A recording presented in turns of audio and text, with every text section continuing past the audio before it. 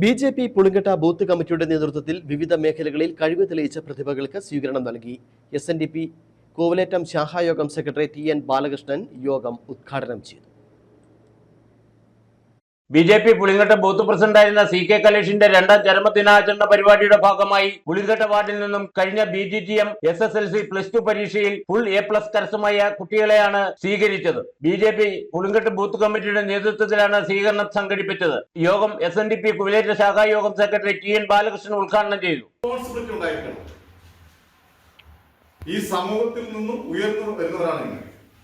നേരത്തെ സൂചിപ്പിച്ചു, നമ്മൾ ഏറ്റവും പിന്നോക്ക ജില്ലയാണ്.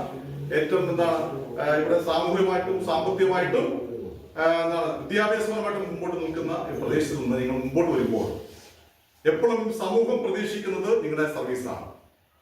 നിങ്ങളുടെ സഹായവും സഹകരണവും ഈ പ്രദേശത്ത് ഉണ്ടായിരിക്കണം. ഈ സമൂഹത്തിൽ നിന്നും ഉയർന്നു വരുന്ന ആൾക്കാർ വലിയ പോസ്റ്റിലേക്ക് വരുമ്പോൾ നിങ്ങൾ സമൂഹത്തോട് ഒരു ആത്മാർത്ഥത കാണിക്കണം. അങ്ങനെ